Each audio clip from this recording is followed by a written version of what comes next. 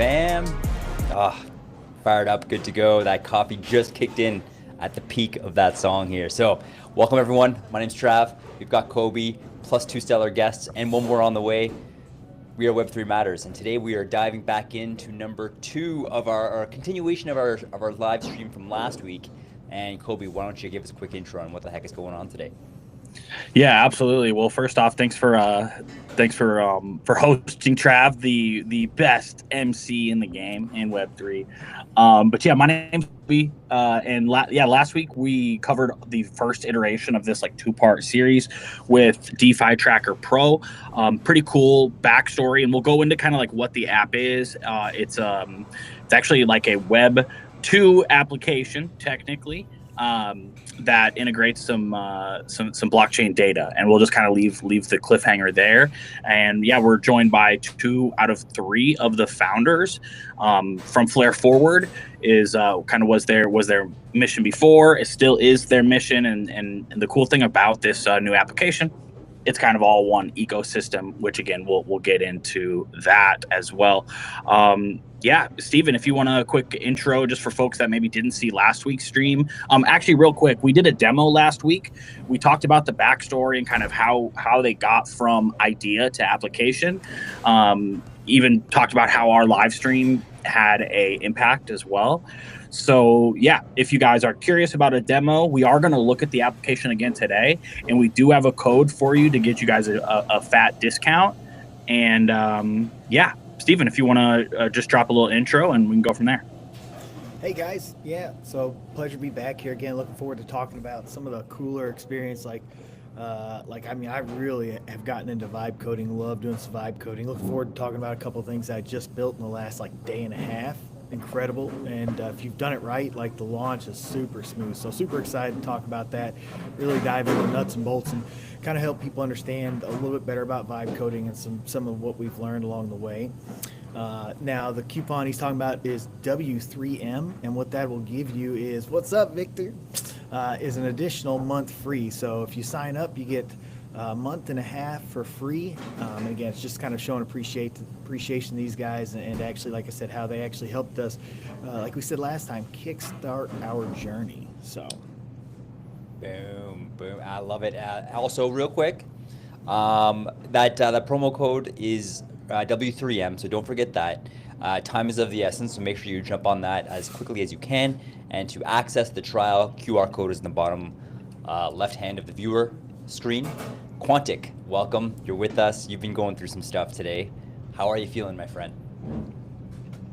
Yes, hi Trav, hi Steven, well, Kobe, super happy to be here. Yeah, some interesting things taking place in the US and passing across the control on the border and whatnot, but happy to be here. Oh, I see that Ace also joined us, amazing. And, just wanted to be here and try to understand everything that you guys are building, because I understand the guys built an amazing product, right? Vibe coding has certainly them. And now your guys are scaling with this referral code in this campaign that is supported by Web3 Matters as well. So I'm here just to learn more, to be honest.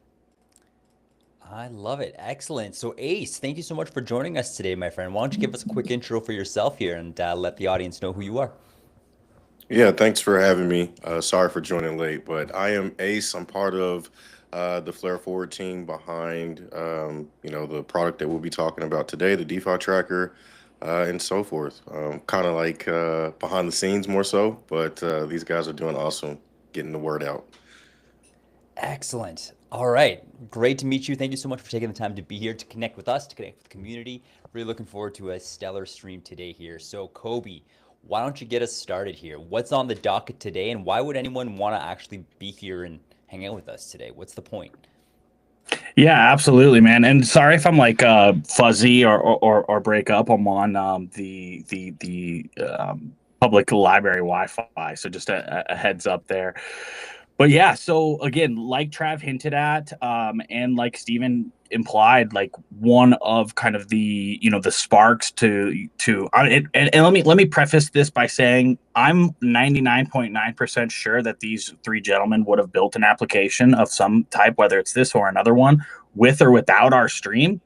But it's really cool that they got to see one of our live streams. I think we built like the animated or the landing page with the video background. So that's super cool. They had tried a few different like vibe coding tools in the past, threw them out, said, hey, AI isn't there yet, and that things have changed since then, and the tools are better, the resources are better, and kind of just the ability to be creative and like get your idea on paper, so to speak, or on code has accelerated so fast. And so why would anybody want to listen? So I know there's a few people that are in the comment section and people that I've interacted with on the timeline that are saying, I have an idea, I want to build an app, but I don't know anything about coding and I don't even know anything about apps. That's a real quote from somebody in my comment section. Turns out you don't actually have to. You just need to start. The secret to success is getting started, right? And so again, for anybody who even doesn't know, like just start having a conversation with the AI about it. And you might be able to get further than you think. And so why would somebody want to watch? Well, if you've got an idea, or even if you don't, you're going to be able to learn how these guys went from idea to application, and you can actually do it without spending, you can technically do it for $0, but realistically for a small amount of change. Also, let me quickly shout out to any of our DeFi fans. If you guys want a tool that actually works to help you guys find the highest yields, the highest returns, and a lot of alpha and insights into actual assets that are out there right now, this episode's for you too here. So before we get into it, guys, I just want to welcome our audience here. We're already pushing 60 people hanging out with us right now. Thank you so much for taking the time. If I can kindly ask you guys to give this live stream a repost. We want to give all of these gentlemen here some love as much as we possibly can. Plus, we want to share the alpha, the real life alpha that will actually help change people's lives for the better. The more people we reach, the more able we are to do that here. So, real quick, I want to touch in with you one more time there, Quantic. Any burning questions on your mind here before we jump into it? Yeah, actually, I want to give a boost to this space. I'm pretty sure that if I post something interesting from my account, we will get some more eyes. And I think that we have the right opportunity here because very recently, a few minutes ago, Enosis, which is one of the DeFi on Flare, announced CDP on Flare backed by FXRP. This is actually a huge deal. I think that we should talk about this at least 5 to 10 minutes or so. But I don't know if you guys are willing. I know that we are tight on time to cover, but I'm pretty sure that Steven, Whale, and Ace, they might have some interesting things to share about it. So can we add that to the agenda? I mean, I'm into it. I don't know what any of that means, so I kind of really want to know. Especially if you are saying it's a big deal, then it's definitely a big deal here. Everyone else on the same page about that? How are we feeling? Oh yeah. For sure. Okay, so let's do this. I'm gonna tweet now from my account. Within 10 minutes, I'm gonna talk about why the CDP on Flare with this stable coin is a big deal, and I'm sure that we will get some more eyes. So let's add that to the agenda, and we will discuss that at some point. How's that sound? The crowd absolutely unequivocally agrees. Let's do just that. So to add to what Quantic said, we learned that the CDP was coming, like it was confirmed this last weekend, and so Ace and me got on a call, and then we did like a 4-hour research to try to understand what CDPs are, how do they work, and we're already like thinking about how to implement that into our app, because that's the beautiful thing, is that as new products come in, we need to create the tools to be able to track our own investments, and that is going to be offered to the public. And I think that like that is where this whole idea of this app came from. Seeing new protocols come up in DeFi, and then finding a tool that can help us make better decisions on those protocols. Very Yeah, exciting. absolutely. Dude, I love that you guys went so deep right away. That's pretty awesome. And yeah, CDPs has, so I know what the acronym stands for. By the way. You're right. Sorry. I know what the acronym stands for, but I'm excited to dive deeper. So let's leave that as a cliffhanger. Let Quantic send his tweet, get a few folks in here, and then we'll circle back in on that. Trav, what do you think? Maybe they could introduce the app, give their pitch on the app. Yes, that sounds absolutely perfect, and I think a very natural place to start here. So whichever one of you gentlemen want to kick us off and get us started, please, the floor is yours. Go ahead, Steven. You tend to do the best with it. 8 Whales got it up actually, so we'll let Whale Okay. run through that. All right, yeah. We won't talk into the demo right away, but I just wanted to talk about the app. Like I was saying before, the idea came from understanding and learning DeFi. The three of us met through Flare Network, and we've been exploring and trying to learn. And whenever something comes up, we always do deep dives, and we hop on a call and we argue, like not in a bad way, but we have like we discuss ideas and we go back and forth, and then somebody has like something to say, and then we try to, like say why it's wrong or whatever. So we end up learning a lot.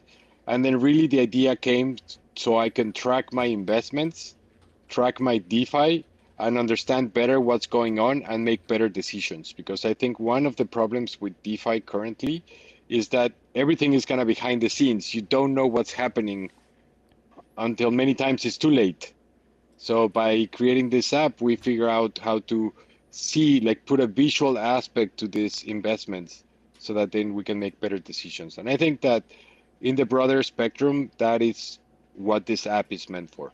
Give information to the user so then he can make decisions based on data instead of emotions. I mean, you had me at data, you had me at info. I'm all about it, and I can't think of a better ethos to bring with you when building a DeFi specific app. So that's awesome. Kobe, where's your mind at? What's happening? Well, I mean, you already know that I like am bullish on this this concept of letting the data make the decisions for you. Not because I'm data like first, traditionally, like somebody like yourself is kind of more data forward. That's a flare forward pun. The But anyways, I've had like tons of emotional decisions. I've made a ton of emotional decisions, whether it's in DeFi or trading. And you wake up and you see your position, and you're like, oh crap. The example I think that Whale brought up last time was, I bought this hypothetically. I bought a lot of XRP at 30 cents, and now I wake up and I've like 5x'd my money, whatever it might be. And then let's say there's a big red day or a series of red days, and all of a sudden that, that 1,000 that turned into 5,000, now it's 4,000, and I'm panicking and I don't know what to do because I was just looking at that 5K for months, and now it's going down. I'm going to panic. I'm going to quick unloop my position and back out. But if I were to be using DeFi Tracker Pro, I would be able to like see that my average entry is actually much lower, and I'm just losing out on realized gains. I'm not actually losing out on my initial investment. And I think that's important to back to my original point, is to separate the emotions from the data. And great way to bring that alive. And I feel like that's a story every single one of us in crypto can absolutely relate to and have experienced at one time or another here. So maybe Steven, I'll get back at you here. What are we looking at on screen right now? This is our main dashboard area here that Whales kind of got brought up, which again goes got this depending on what wallet you got, free versus paid, tells your liquidity pools, what you have in unclaimed fees, and kind of what's going on there. A little bit further down, it has your wallets, your values, total invested. And then obviously it's always important to understand like where do you have your money allocated, liquidity pools, lending and borrowing, and wallets. And then over at the other side is, how much of each asset do you own? What is your biggest value of assets? And we obviously, everybody likes to know their cash value, so we made sure we had that there, but we also had the token value. So this way you can kind of make sure you got to see both at one. So like I said, it's all about data.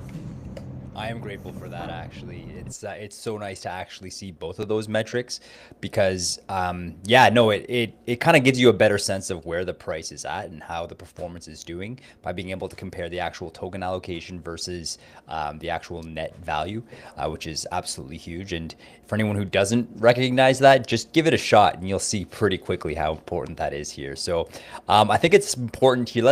I know you guys have some updates here and we want to talk a little bit more about your backstory as well, but let me just quickly check in with you there, Quantic. How are you feeling about all this so far? Yeah, I was just having a few ideas because right now it does, the product is at a stage in which it is really useful for users. And what you would expect to see at some point is that if you gather more feedback, you will start seeing people that will want to have like very specific kind of niche metrics and way of tracking things and information that they want to see displayed.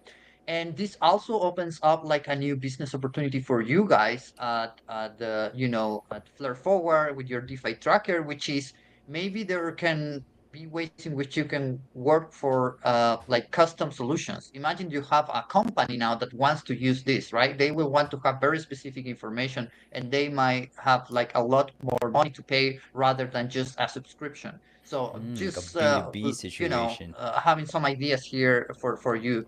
Custom dashboards. I like it. I like it Yeah, very that's a really much. good idea. That's a really good idea. Yeah, for sure. I mean, those things are coming. Somebody already approached us and offered to make like UI upgrades, and we were talking about it, how it's really nice. And yeah, for sure, I'm sure everything can be better over time. And they were saying it looks very vibe coded, and I was like, yeah, that's the point. We're not coders, we're vibe coders. So like that is part of my selling point, how somebody that is not does not have experience in this field can actually have a viable product that is useful. And sure, it looks vibe coded. That's what I used. Why would I hide it? Exactly, exactly. And also like one way to kind of position it too, and I know we're getting a little off track, but is like you come with the DeFi native knowledge first, right? And you and I have talked in private or maybe even on stream last time, and that a lot of developers, especially in Web3, they're contracted out. They make the build, they do the requirements that a product manager gives them, and then they leave. They cash their check and they're gone. They may not even be like crypto native. They might not be DeFi native or even actually use their own application. And so yeah, like I have a feeling that you guys are one example, but I have a feeling that we're going to continue to see these like experts in certain niches build applications that showcase their expertise, not showcase their development skills. You know what I mean? And so there's definitely something to be said there for sure. Yeah, and Awesome. I kind of want to circle back to what Quantic kind of said not too long ago. I think that would be a natural progression to eventually get to a point where we're able to provide white label solutions to bigger users or people who may be interested in our product. Of course, we wanted to start with retail first and really get the buy-in from that world. But it'd be amazing to be able to kind of bleed over into the institutional or B2B side of things and provide white label solutions. So that's actually a really good idea. No, and I Yeah, do. because one thing that I wanted to mention, Trav, sorry to interrupt there, It's is all good, that man. this also gives you a way of understanding where this whole vibe coding thing might go, which is we have these guys here that they are obviously not experts on developing stuff, but they took action and they managed to do something pretty well. But the reason why they were able to do so, not only because they have the AI tools and the grit, also because they have a unique knowledge, right? They do have knowledge on DeFi that 99% of the world population just does not have, right? And that gives them an edge to create this kind of unique product. So I think that in the future, what we will see is people that have a specific knowledge that will be monetizing that through vibe coding in kind of a similar fashion as this. I love that. And we're just talking about the human capacity for output. Being only having to be now an expert in one area instead of two, essentially, having to be an expert in DeFi and also in coding. That's going to allow so much more creativity and value to enter the app making market. And then the ability to, really have a unique standpoint, a unique product offer is going to skyrocket as well. Plus, I just also want to finish off by saying, gentlemen, I do appreciate how you're going to retail first. That definitely fits with our ethos here as well at Web3 Matters. Community first, always. So Yeah, and lots of value for free. Like, dude, they're yeah. giving out so much in the free version. Quick shout out here. Promo code W3M for 3 weeks of the pro edition of this app here. QR code's up on the top left here. Kobe, where are we taking this conversation next? Well, before we jump into the collateralized debt positions, kind of like education and conversation there, I had one question. Because Hey, before we jump too far, I want to hit what Quantic said, because again, this is Web3, this is all AI stuff too. This is really AI built. So like, I'm a big AI proponent. I love what AI has done for us, and I talk about it to people a lot of time when I meet them. And people, like you were saying, unique things to build. Like, anybody can build stuff. Kids could build stuff. And I have some guys I talk to, is like, hey man, do you have an app used for fishing or finding different things? And I was like, dude, you get on an AI and build in API some stuff in and get all the data you want for fishing or whatever, right? It doesn't have to be, what we're building. It could be something that every day data you want to have to make a decision, whatever decision it could be. Like fishing is just one. So it's going to be really incredible what AI does for us in this industry. Yeah, totally. And it's also like building stuff that just for like, I have like 10 applications on my computer locally that I just use, on my like daily, for work. Like I have an image compression tool that instead of going to one of these janky websites, I just load it up. I have a shortcut that I hit and I can compress an image it doesn't save me time, but at least I know that I'm not like going to download something sketchy, and I can use it anywhere, right? I don't have to be on Wi-Fi to do it. So that's another thing.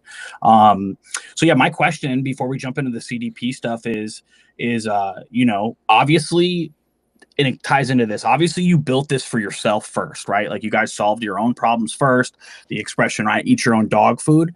But as we go a little bit further, who's it for? Right. So it might be different, right? The free version might have kind of a wider net and the pro version might be a little bit different. Who's the target audience here? All right, I'll take that one. So our main, again, we have two different target audiences. Our free version actually is targeted for everyone. If you have more than one wallet and you're not using our system, I think you're crazy. A, it's free.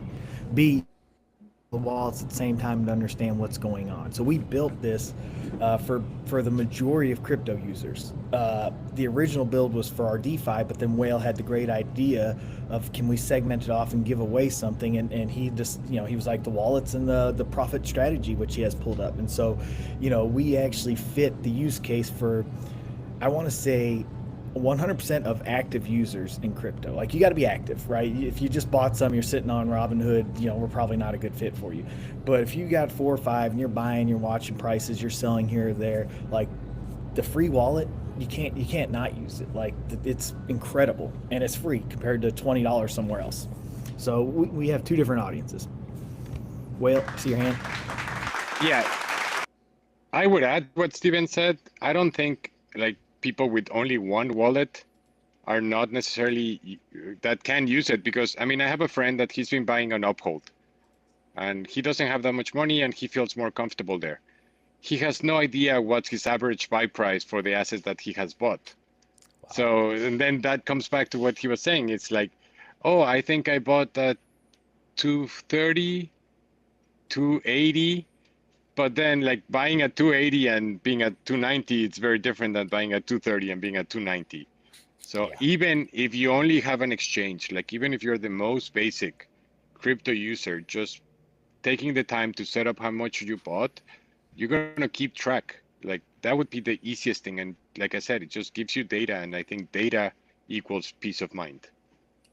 Yeah. Power. And definitely like at least when I look at the free version of the wallet, I look at those who may be just getting into crypto. So a lot of people that I know that may not be considered crypto native, they want to dip their toe in, but there's so many different questions that they have. They have all these hesitations, if you will, that kind of prevents them from like really diving in.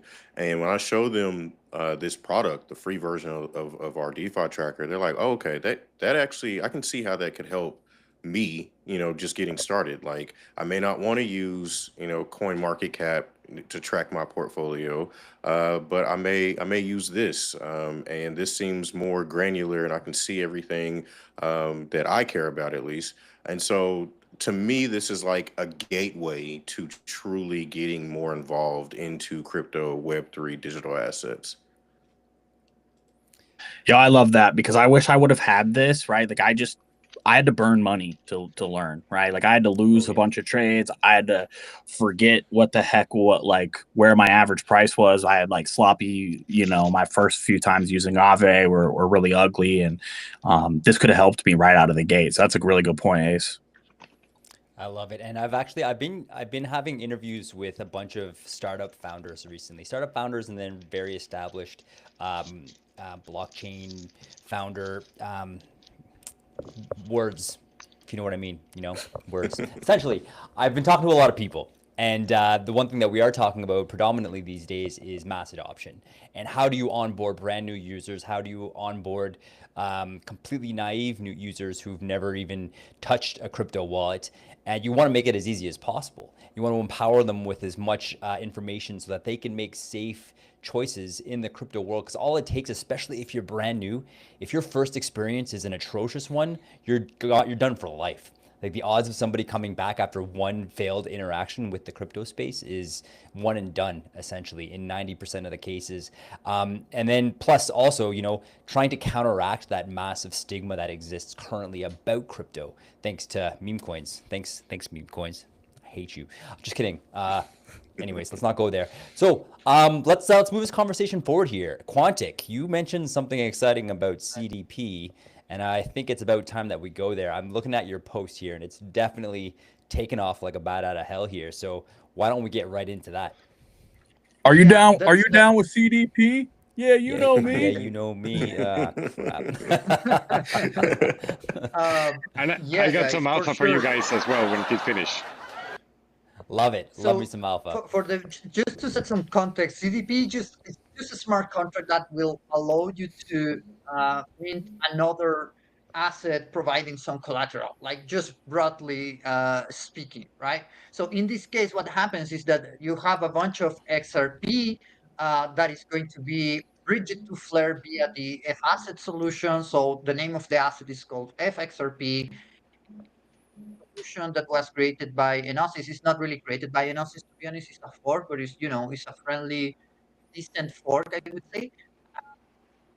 People will be able to have a stable coin on Flare that is fully collateralized by XRP, and that is, decentralized. And for me, it's exciting because it allows developers to play with new DeFi primitives, something that I think is going to become more and more of a trend because, not only you can create dApps and whatever, but also what you can do with them. That's something that developers can also help unlock. But for that to happen, we actually need people that are DeFi savvies. Like, so I actually want to hear from them. What is it that they see in this news as something very unique, positive, or interesting? Really. Okay, real Yeah. quick, can we summarize that very concisely in like one or two sentences? Can you summarize what this news is and why it's so exciting? Challenge to Yes, let's anyone on do that. stage. So in just a few seconds, this now means that people will be able to have a stable coin collateralized by FXRP. And the question for Steven, well, is why is this a bullish news? And what this really means? Awesome. Thank you, Quantic. Please take it away, gentlemen. Yeah, so I'm showing a little alpha. This is a screenshot of their actual UI. It's beautiful. I really Okay. like it. And then here you would have one thing that I really like is that your positions are going to be NFT, so that can be transferred. Oh, And basically snap. the difference between borrowing and lending and CDPs is that borrowing and lending, you're actually borrowing assets from another person. And in CDPs, you're minting a new stablecoin at that point. So you can set up your own interest rates, and then the lower the interest rates, the earlier you are in line to getting redeemed. And redemptions, as opposed of liquidations that are when the value of your collateral drops, the redemptions are when the value of the stablecoin drops below 1. So by people redeeming, that makes the interest rates go up. So the people that deposit in the stability pool make more yield. So then they're incentivized to mint more tokens. So it's just a beautiful process of having a balance in the protocol. And yeah, like Quantic said, I think this is extremely exciting news. That is awesome. So you can establish your own yields through lending assets, or basically FXRP that you've minted yourself. So unused stable coins, you mint yourself using the CDP smart contracts, and then you can lend it out and set your own APY that you would get in return, your own interest rate. Is that, am Well, I, it's the interest that you're paying. interest that you're paying? Okay, Yeah. got you. And then Yeah. the higher the interest rate, you can see here medium redemption risk and then low redemption risk. So the higher the interest rate, the further you're out by being redeemed. And then the more you want to play with like a lower interest rate, the easier it is to get redeemed.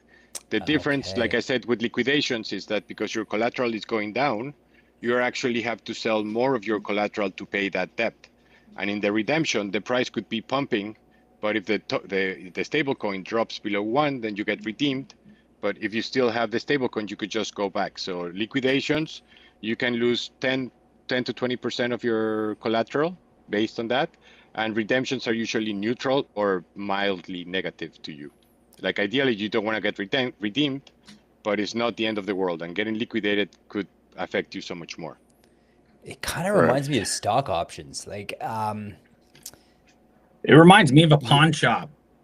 okay, I like it. Yeah, so it's like pawning your ETH to mint stable coins. So Yeah. you want to keep your collateral above 1, otherwise the shop sells your stuff. Got you. And in the meantime, Okay. until they do, you're making money just from holding it. That sounds about right. Well, no, but then that stable coins you would need to use for something else. Okay.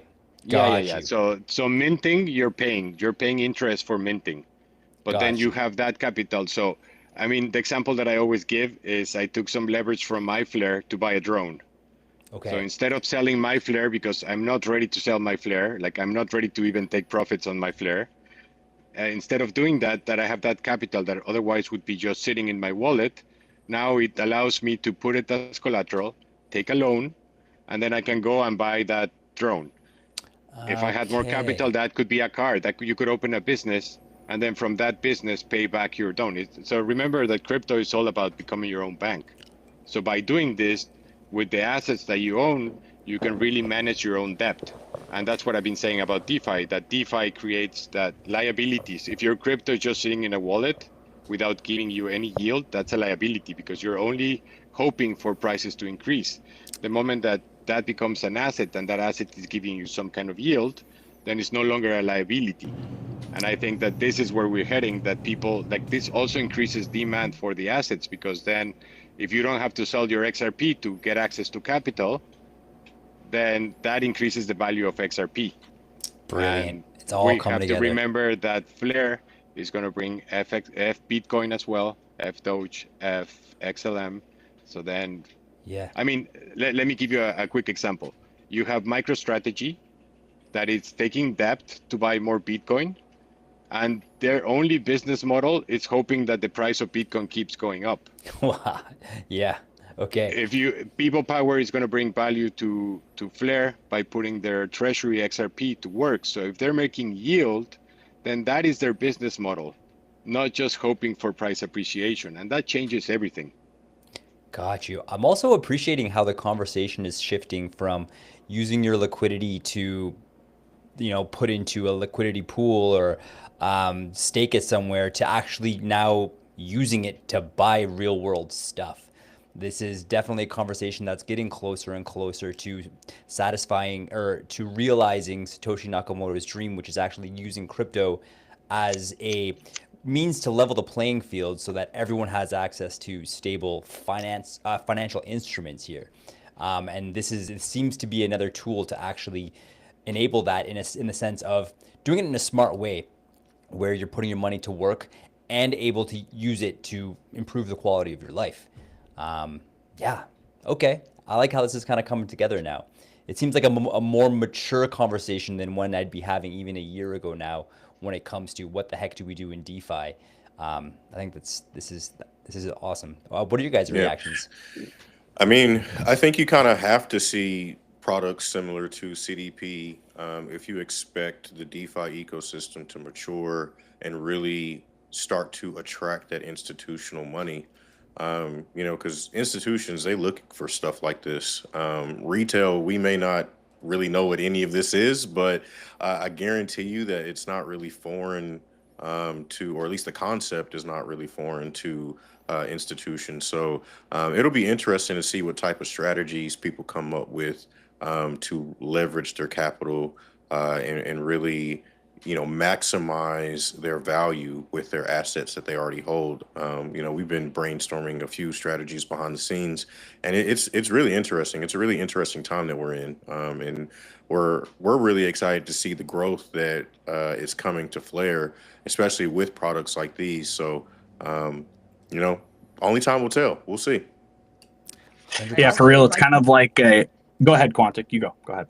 Yeah, just real quick. Another thing that I think is really positive here that many people like kind of don't see yet is that this actually attracts a profile of users that are kind of the right users in the sense that you have all these traders that are doing stuff with meme coins and all that. That's fine, but if you have assets that are valuable, then you want to have assets that you will hold for prolonged periods of time and that you can put to work, right? This is what institutions are looking for, and I positive steps for the entire industry so that we can have an alternative for everyone that is not into like the whole casino game, which again, I don't have anything against it, but it's just a different type of user. And I think that that's pretty healthy for the entire ecosystem. It's like the long-term vision is starting to materialize as opposed to the degen ecosystem that we are birthing from. Sorry for that metaphor. I apologize. No, Gentlemen. No, I dig it. I dig it. I dig it. It's almost like and yeah, like you said, it's that kind of that one type or a different type of user. It's in Web 2 or in TradFi, right? Like they, you've got, I think Steve said it maybe earlier, Stephen said it, margin, right? Like margin loans. Another comparison would be like secured credit, like secured credit lines, repo agreements where institutions will like post their securities, right, for short-term cash loans. So very, very comparable, right? Like these mechanisms do exist by different names in TradFi, and so it is just going to like reach across that aisle even more. And so yeah, I'm super bullish on that. And yeah, go ahead. Yeah. Yes, Will, I see your hand up. It's all yours. Yeah, so I think coming back to what Quantic, he beat me to that idea, is that, I mean, I like the idea of Flare being a serious product. And I think that from that philosophy, we are trying to teach people to see this as a serious product that, if done, implemented correctly, can change your life in the long run. So I think that our app, like right now, sure, the yields are almost ridiculous. Like I love them, but they're almost ridiculous. And I don't think that that is going to be sustainable long term. So coming back to the example of the CDP, if you're paying 1.2 interest, then you want to make sure that you're at least making 1.5. And this app allows you to track that and really see how much you're making, because like before I had this app, all of my DeFi was a little bit of guessing. And I think that now I can really make decisions. Like the other day, I was in a liquidity pool for 4 months, and then the price dropped, and I was happy to hold the asset. So I just exit and went back to lending it. But I could see exactly that the value, like the impermanent loss at that time, was less than the fees that I had made. So I was like, yeah, sure, I can exit this position, no problem, because I still made 10% of the value that I entered by being in this liquidity pool for 4 months. Brilliant. And like I said, I'm not talking about millions of percentage. I think the app, the free version for meme coins are great, because like sometimes you have 5 good assets, like 5 blue chips, but maybe you buy 50 meme coins, and after a year you're not going to remember at what price you bought. So with this, you could go back and something that is 3 years old and be like, oh damn, I'm at profit, let's sell, because like I made money on this. And I think that that's the beautiful thing about this app, that is not limited to one kind of users, and it is as powerful as you can use it, because that's the other part, that not everybody has the knowledge base to be able to really utilize this app. And that's the bridge that we're trying to gap.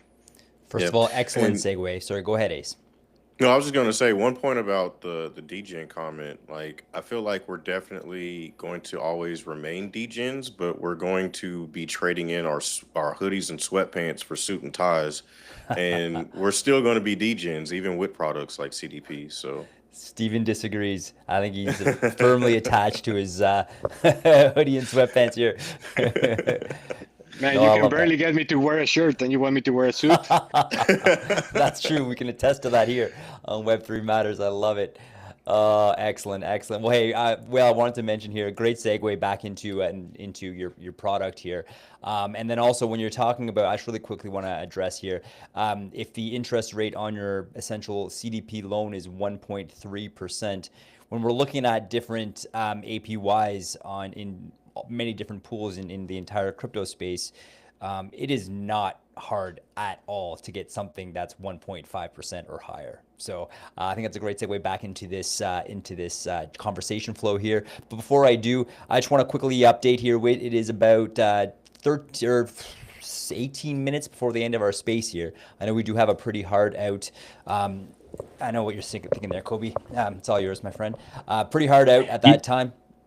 So yeah, let's get back on track here and get back to the real alpha.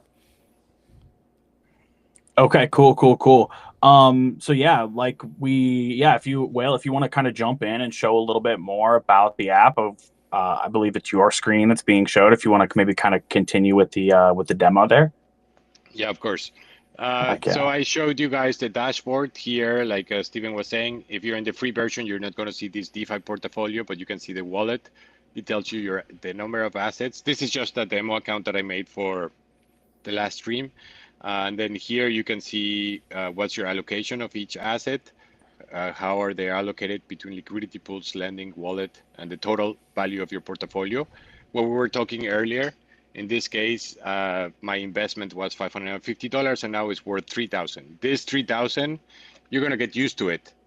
Like, you're going to see it and you're going to get used to it. So that shock of having your value from 5,000 going to, for 500 to 3,000 is going to be gone. If this goes to 2,000, you're going to be freaking out. But if you see this, you're like, man, I'm not 447% up. I'm only 350. Like, chill out, you know? And then we have the wallets. And here you can add any wallet, any exchange. In this case, I put this to us as an example, but this could also be like a broker. If you're in Caleb and Brown, you can put it there. Anything that you want, because this is not a real wallet. This is just a name, a nickname. And then you can add any asset that you want. If the asset doesn't exist, you can choose to create a new asset. And then you just suggest a price feed. I have to verify it.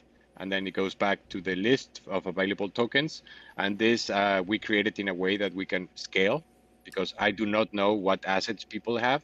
So instead of trying for me to predict it and then hard code it into the app, we took the time to actually create a system where I can create new assets. And then I have an admin panel where I can manage my assets and approve them. I can do the same thing for the networks.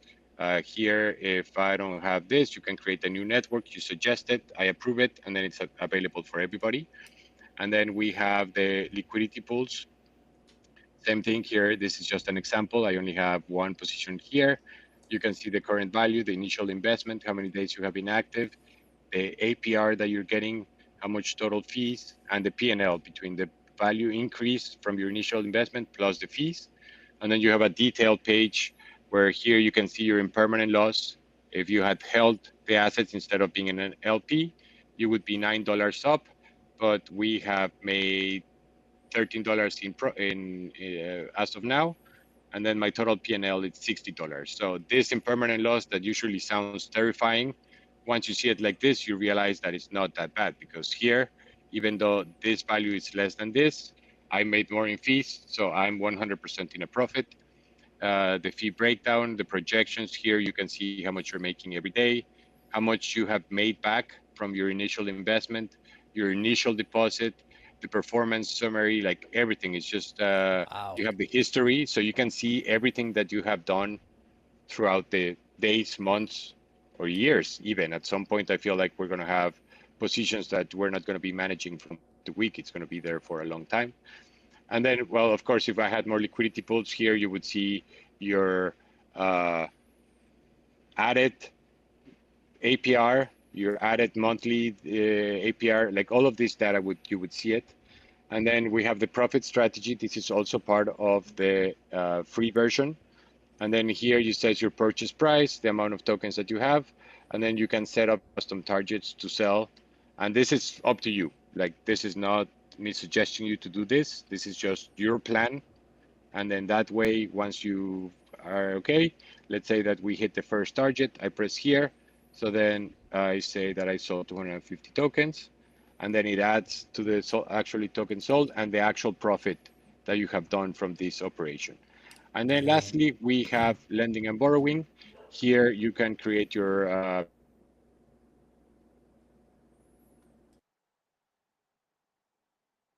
Did we lost Whale? I think we did. Seems like it. It's okay. He's still because moving around on the screen though, right? Whale, can't hear you, my friend. Yeah, maybe, Oh, I bet his someone headphones died or something like that. Yeah, I bet that's what happened. In the meantime, guys, I do have a question maybe for Steven and Ace, which is, something that I found on the Flare community is that a lot of people are just kind of confused about just holding Flare and expecting the value to go up. And, you can always do that. Of course, this is not what we want to incentivize. We want to incentivize people to participate on Flare ecosystem and DeFi, get the rewards and everything. But when it comes to the tracker, I don't know if you're helping people to see like the profits in terms of USDC, in terms of FLR tokens itself, and how do you guys manage that from a psychological point of view? I'm sorry, you kind of cut out there, Quantic. I only The caught very end question. Yeah, I didn't Yeah. catch the end of it.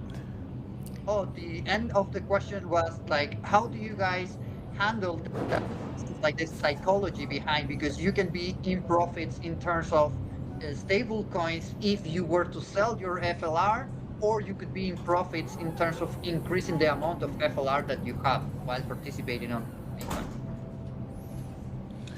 Yeah, that's a very good question. Right now, because we're in a bull market, we're trying to focus on profits in terms of USD, and then at some point we need to figure out how to inverse it for like for shorting the market for sure.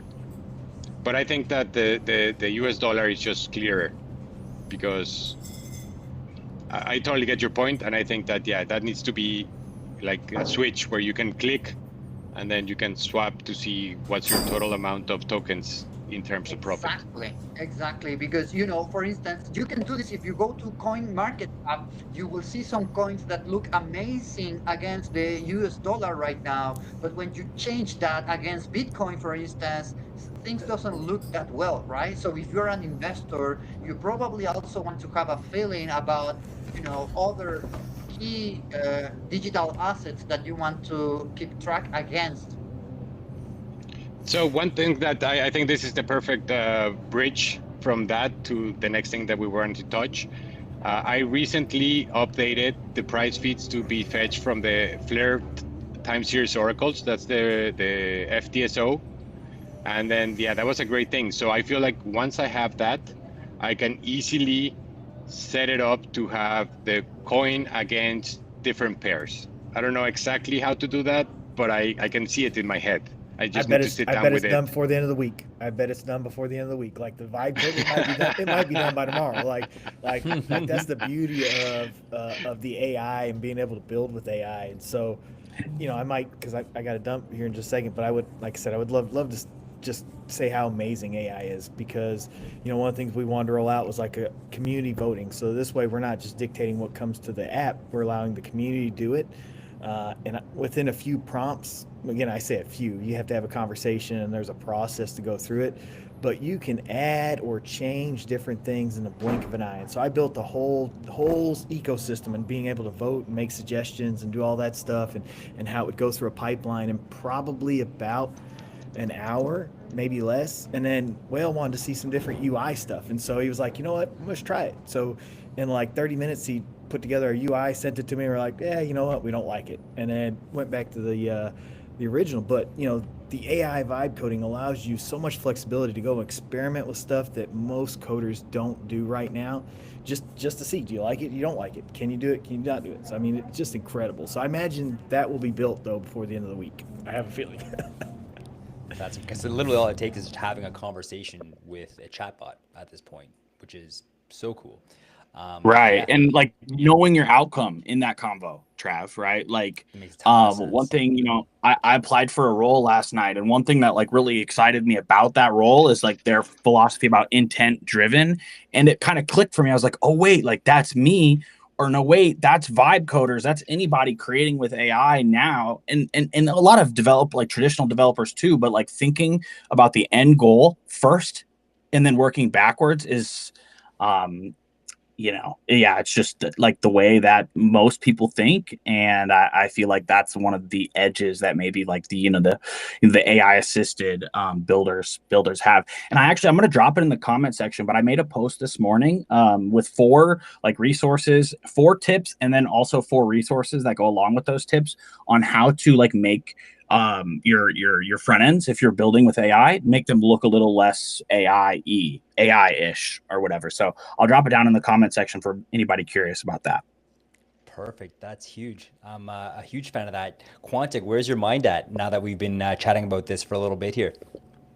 Yeah, no, I just keep thinking about the multiple business opportunities now that these guys are gonna have, and it's an amazing example of how you can, just get shit done, explore, utilize your knowledge, expertise, and enjoy life. It's an amazing time.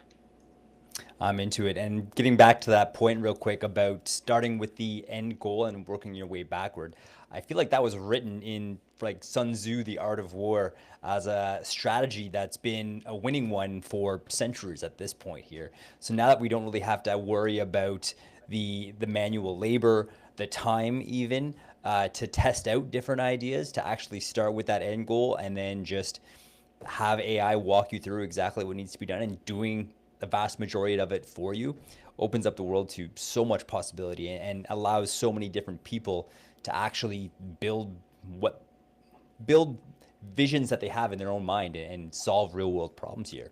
So where are we taking this conversation next there, Kobe? We're nearing the end of the hour here, and I want to make sure that we hit on all the solid points here.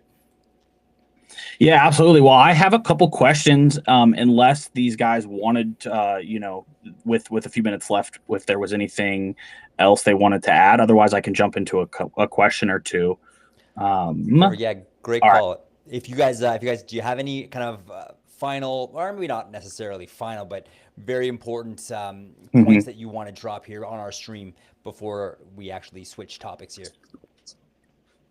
Okay, cool. So yeah, this one I think not only is valuable for for people that are trying to build an app, just for people that use AI in general, whether that's to assist with trading, DeFi, or just their everyday life stuff, or if they're building. So we talked about this previously, but like which models, like which AI models, right? And for those listening, an AI like GPT-5 is a model. Claude Sonnet 4.1 is a model.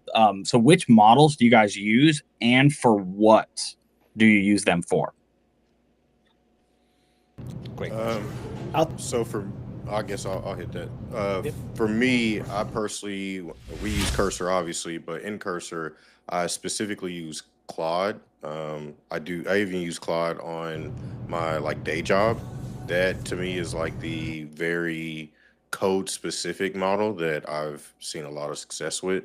And then when you're writing enterprise applications, or at least testing enterprise applications, Claude is done really well. So using Claude for something like this is a no-brainer in my opinion.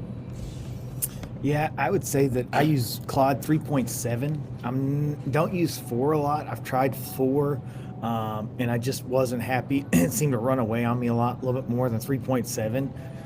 And then when I am doing detailed problems, like solving super complex, Gemini is my go-to first. And if Gemini doesn't work, then I'll switch it up every now and then to Omni. But I really love Gemini for detailed problem solving. I thought for sure GPT-5 would be on that list. Have you guys tried it out and it just does not work for you? Oh yeah, no, we had a huge long time with GPT-5, and it was Yeah, no, not impressive. Okay. I think that's some serious alpha to share here. It's going to save our viewers a lot of time here. And speaking of which, we have well over 300 viewers, combining all of the different platforms that we are airing on right now. So quick tangent here. Thank you all so much for being here. Really appreciate your support. Really appreciate your time. We're going to be wrapping up here pretty soon. So if you guys do have any questions, make sure to drop them in the live chat, and we will try our best to get to them before the end of the stream. And if you can, give this stream a quick final share, final repost, and let's bump up the audience for the last couple of minutes here for these fine gentlemen. Yeah, Kobe, back at you. Yeah, I was just gonna take a little bit of a contrarian take, and I'm curious to hear what Whale's response to that question is too. I will say though, yeah, GPT-5 does tend to run away from me, kind of like Steven said about the latest Claude version. I do a lot of planning, which I talked to Steven about this as well. Like I will plan a lot way before I even open Cursor. And to the point where when I open Cursor, I already have like 2 or 3 markdown files that I'm going to plop in. It's like a PRD document, product requirement document, a plan.md, and then maybe just a general like overview file, which again, that's not model specific. But since I do that, I think I have a little bit more flexibility on which model I decide because I've already given it these guardrails. But again, the model still has to choose to live within or outside of those guardrails. But yeah, I am still a really big fan of GPT-5. I'd use the inside cursor. I go GPT-5 high, and then I have the max always on. As well. So it has that kind of like larger context window. And I'll have that big plan document. And then before I send the agent to do the plan, I have it break it down into 5 chunks. And then I have it stop and check in with me after each chunk. And then depending on what I'm building, I'll tell it write tests and then run the tests and then create a markdown file that visualizes or shows me in plain terms. I always tell it like, hey, I'm an idiot. I barely know what I'm doing. Tell whether that's true or not, just to have it use the simplest verbiage. So yeah, I don't know. GPT-5 is still kind of my go-to right now. Okay. So Whale, what about strategies? You? Yeah, that's interesting here. Sorry, go ahead, Whale. Right. Could potentially still be having. I've been brogging. I didn't hear the last part of the question. Just same question for you. Yeah, which models, right? Like, we heard from Ace and Steven on like which models you prefer to use inside a Cursor and for what. And so yeah, just kind of curious. I assume your answer will be close to the same though. Yeah, I mean, I usually start with auto, and then I think that the one that I usually go for like more complicated things is Grok. But then for some reason, Grok doesn't implement the changes, and then I don't know how to implement it. So once I have an answer, I usually go back to auto and ask to implement those changes. Okay, Grok's name is on the board now too. I've seen some posts actually that a lot of work has been put into their, I guess, their coding capabilities here. So that's cool to know. I've been fading Grok here, I think, for a little bit here. So that's good to know that they're up there. Awesome. Well, yeah, that's kind of, I have some more questions, but we are right on the dot. So I know Steven needs to run. But yeah, unless there's anything from folks in the audience or from our viewers, I'm just kind of curious, like what is, we've gone through two streams. We've got to see 2 separate demos.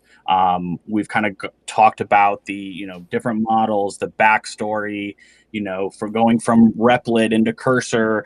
And so that leads me to my final question. Once you guys got into Cursor from Replit, and for those who don't know, Replit's just like a web-based vibe coding tools. The Replit, Lovable, V0, tons of ones out there, Orchids.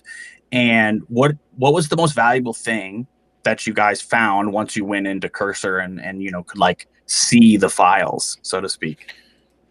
So I'll start with this, and then maybe Will can chime in. But I had been using Cursor in my day job for quite a while, and I was actually kind of surprised that we decided to start with Replit at first. But it kind of made sense because even though I'm not necessarily a bona fide developer, I do have like coding experience and just experience in IT in general.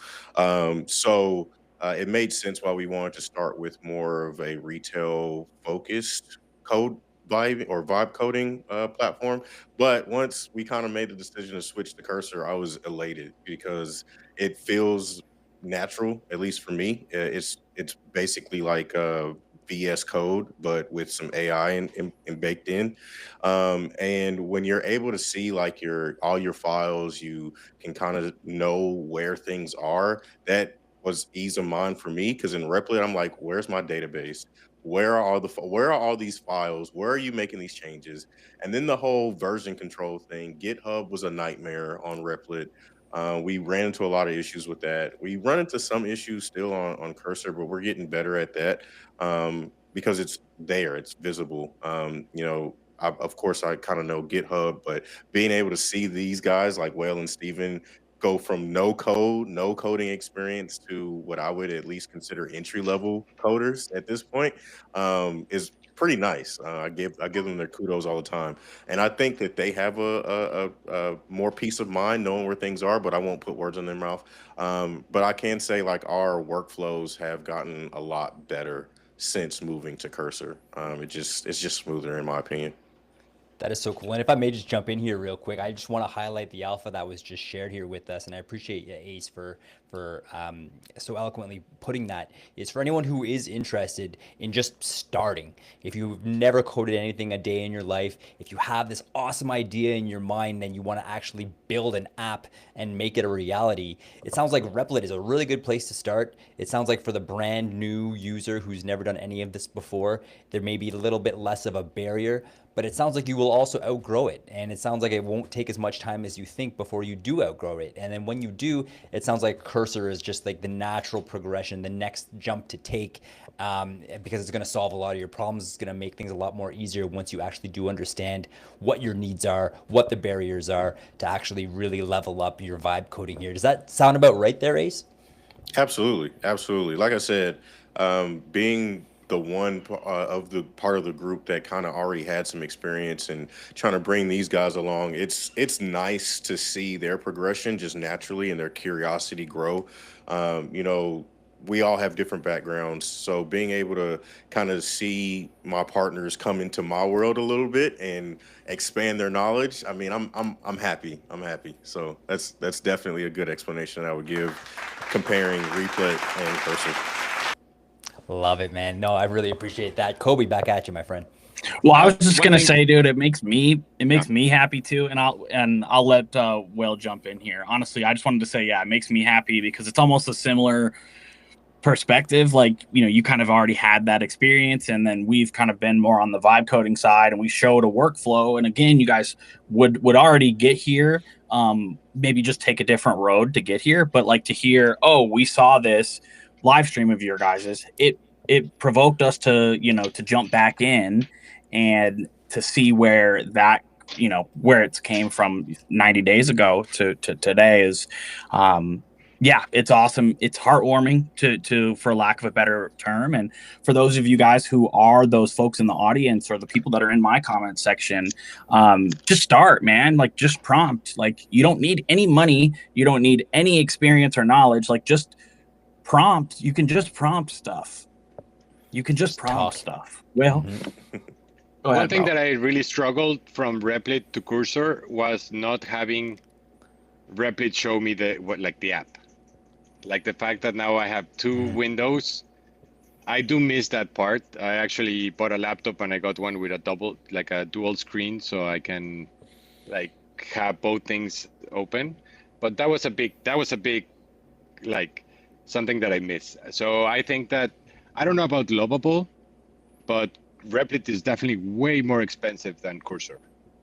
Like, wow. Considerably more expensive than Cursor. So I think that if you're just trying to start out and build a simple website, something that is going to take a few hours and you might need to do some upgrades here and there, I think Replit is great because it's kind of like you plug and play.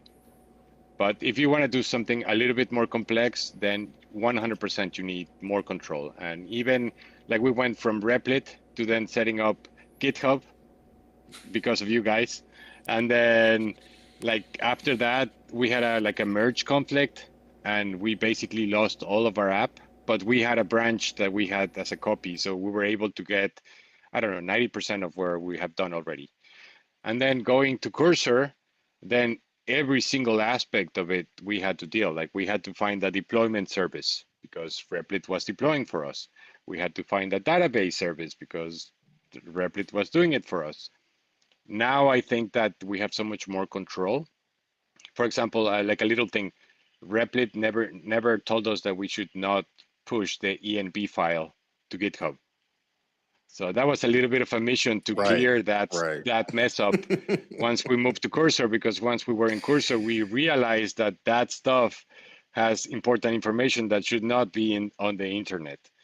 So I think that that's same. If you're making a website, like there's very little value in somebody hacking your website. Like if it's just like your portfolio, like your photographer portfolio, it's something like that has no real access or value to it. But once you start creating something that at some point could be a Web3 stuff, then 100% we need to you have to have more control. Yeah. Yeah, that's crazy that it didn't show you or be like, hey, by the way, you should hide this or you should put this on like the git ignore this .env. Go ahead, Ace. Yeah. I was just going to say, I mean, what Will said just goes to show the journey that it's been for people with no experience or little experience to being where we're at now. I mean, for me, I don't even think about not hiding my env file or at least pushing it to a public it's just like reflex. So I didn't even like think to not, I don't know. But even with me being more experienced, it's been a learning curve or a learning experience. Um, Getting to know these AI assisted development platforms and, being more purposeful with what I'm doing. So having to reach back in my, file cabinet of memories and training. And it's like, okay, I should do this. I should do that. I should, and like, be more focused on telling or being as explicit as possible with my prompting, which is where I've spent more of my time versus actually knowing how to code as of late. And these guys have done a really good job because I'm not always able to spend as much time as they are. So if they shoot me a message and ask a question, I try and answer it for them and help them along the way. But these guys have fixed a lot of major, what I would consider like production level issues, and very quickly with little to no help of mine, or they ask me a question and I'm able to answer it. But yeah, I think this is a testament to show that you don't really have to have any experience, and you learn. As long as you learn along the way and learn from your mistakes, you can go from, like I said, no experience to entry level to intermediate in a shorter order of time. So yeah, I'm excited for where we're going. Awesome, man. One of the things real quick that has helped me the most is to say not to do anything, to ask me any questions that it has about the project that we're trying to start. I ask it to create the text file with the perfect plan so that it can go back to that plan if something gets, like sometimes AI just goes rogue and start taking decisions on its own. So by having that document, I can tell it to go back into that plan that we have. And then I ask again if he has any questions that he needs answering before we start.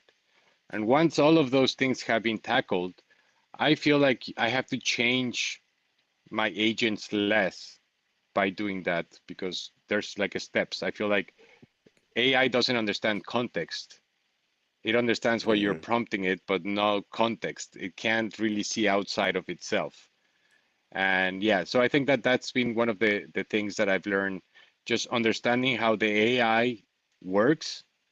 And then also like understand, I mean, I started deploying some Web3 contracts, and like very basic. I'm trying to do like a liquidator and a flash loan, just kind of understanding. I did the FTS, but like trying that little project allowed me to then understand the FTSO and how to implement it. So then I went back to my app, and then it took me like half a day to implement the whole logic. When before we had tried it before and I was not able to do it. So you can learn even if you can't write, because sometimes it's not so much about like being able to write the code, it's being able to understand the code and what it's doing and how it's structured in a way that how does it receive orders that you're inputting.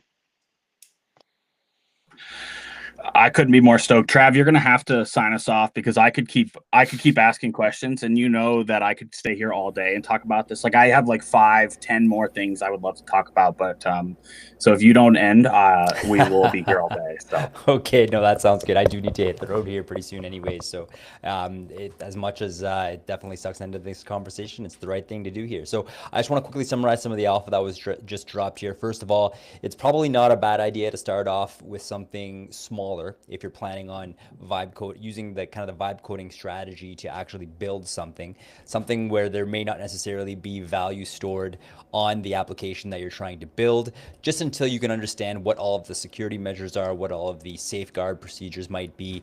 Also, even if you don't end up building anything, through practicing vibe coding, you will learn to become a better prompter and be a better connoisseur, if you will, of the AI persuasion, if that makes sense. Because like Will already said, he's now gained the understanding that AI may not necessarily understand context in the sense of not being able to see outside of itself. So that right there is an incredibly powerful perspective to have when actually then building your next prompts. So in saying that, let's sorry, go ahead there, Kobe. Oh, I see your hand up there, Whale, as well here, but I saw you first, Kobe. It's all yours. okay, sorry. Also, I didn't know I could actually raise my digital hand, but I just wanted to add to that. I think that's huge. Like understanding, I'll be really quick, but understanding how the AI works and even if you could go back further and figure out how AIs are trained, OpenAI just released a research paper, I think, on the 12th, and it was about why models don't say "I don't know." If like they will always answer your question, even if they don't know. Okay, so we all know that it's like hallucinations, but they're actually it's actually just a little bit deeper than that. Long story short, it will always try to do the thing, especially in Cursor, it'll always try to do the thing with either without enough context, like Whale said, or just to like please the user, right? Like in the system prompt, like their job is to make you happy, so you pay them another $20 at the beginning of the month. That's its sole, not its sole job, but it's basically the sole job of that agent. So yeah, understanding that and like knowing, hey, I'm gonna have to tell it to ask me questions so it doesn't just assume the answers of these things to get to do the thing and then ruin my application. So sorry, Trav. I think one of the biggest problems that I have had, and this has been going back to what I said before about like understanding where the problem could be.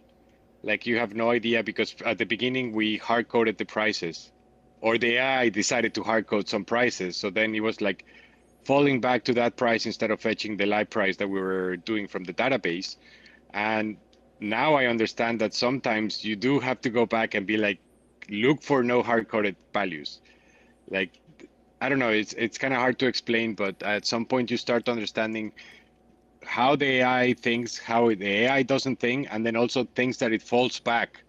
Like doing the smart contracts, it would be like, oh yeah, I did a mock transaction for you, and then it's not working, and then you're like, why is it not working? Why does it say a mock transaction? Oh yeah, sorry, I thought yeah, and he just gets super confused and says like, oh yeah, no, it's the, but if you don't know like those things, that it just takes experience, you can go on for hours and hours and hours, and the AI doesn't even think about looking if there's a hard-coded price unless you point it out.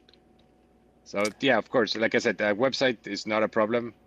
Once you start doing logic and things that are called in different places, then you do need to dive deep into like understanding how things work to be able to push forward. But at the same time, you see the progress, and it's the pure motivation to keep going on. Oh, heck yeah. Complete positive feedback loop. It just, yeah, you get started, you see results, you're motivated even more, and you prompt even harder, and then just keep on amplifying the results and the output that you create just from vibe coding, just from prompting. It's I mean, the proof is in the pudding, Whale. Hearing the words you're using from and thinking about a person, myself, I guess, being in the shoes of somebody who has never coded before. Now, however many X amount of months later, you're speaking like a pro. And Ace, you've definitely attested to that here. So really appreciate you guys. So we're going to wrap it up here. I do want to quickly pass the mic around. I want to head out to Ace and then Quantic for some closing thoughts here, and then we will wrap it up here. So Ace, I'm going to send the mic to you. Any final words, my friend?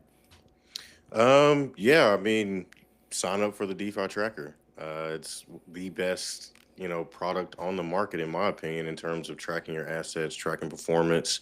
There's plenty of room for more enhancements. There's plenty of room for improvements as well. So we'll keep at it, but check us out. Use code The last- W3M. That too.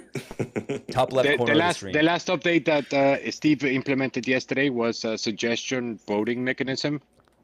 We're still working on that, but like people can suggest features, and then people can vote on them, and then the most voted we can like plan on implementing. So yeah, we're always like we come up with an idea, and then we're like right away trying to figure it out. I love that. Two right off the bat. Well, one question, one thought is, I know I commented on this last time, but what really amazes me about the work that you guys are doing is that direct communication, the direct line of communication that you guys have with your community.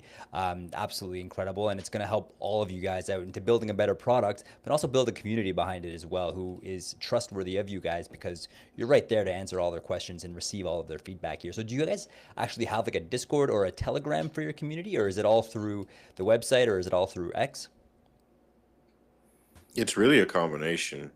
We field feedback from X, of course, but we also get a lot of feedback from our DeFi Den users, which is our private group.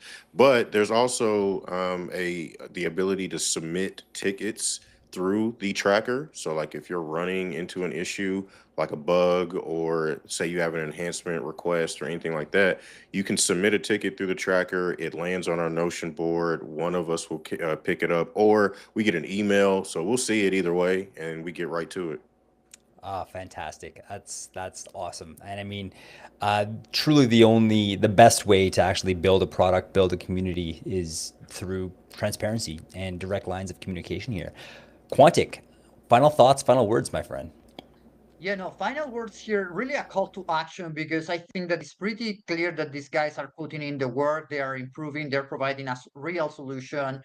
They have tons of knowledge, and really what we're doing with Web3 Matters and this collaboration is enabling that value to you guys, to the people that are watching, right? So in order for us to deliver that, we really need you to take action with, right now we're doing this campaign with the referral codes, and give us feedback. What else do you want to see? What else can we do for you? What else can the people from DeFi Tracker and Flare Forward do for you? And we're just going to do it eventually, right? So it's an amazing opportunity, but you need to take action, and you need to get started with vibe coding and doing stuff. If you want to do that and you're ready to, build your app, we can also feature you here. We're doing this for free. We do not get anything, and we're going to continue to provide value to the end of the days. Absolutely, man. Yeah, I couldn't echo that more. If you guys are curious about building or curious about these apps, or you're one of the guys in my just start, man. Literally, Replit.com, lovable.dev, literally type into your free ChatGPT, what are 5 ways to get started vibe coding with 0 experience and 0 money to spend. Secret to success is getting started. I'll say that every single week. So yeah, get out of your shell and go do it. Now, if you don't want to, shameless plug here, if you don't want to get out of your shell and you do need somebody to help you, hit me up, hit my DMs. I'm open to work. I'm open to help you, help show you how to do those plan documents and walk you kind of through I'll do some hand holding for the first few steps of your build. Awesome, gentlemen. Always a pleasure here. Solid points and way to end off such a fantastic live stream. Speaking of which, between all the destinations where we are streaming and broadcasting this live stream here, we officially have over 400 viewers with us right now. So truly appreciate every single one of you guys. Thank you so much for being here. We hope that we provided you guys some value, some inspiration here today, some motivation even. So definitely stay tuned for next week. We're going to continue the alpha, keep the ball rolling here. Thank you so much to Ace and Whale and Steven, who is not here with us right now, but you guys, just the work that you were doing is an inspiration. Appreciate that you were putting the community first and building something that actually solves a problem for the entire crypto space here. Kobe Quantic, pleasure as always. My name is Trav. See you guys next time. Have a wonderful rest of your day and weekend. Thanks, guys. Bye.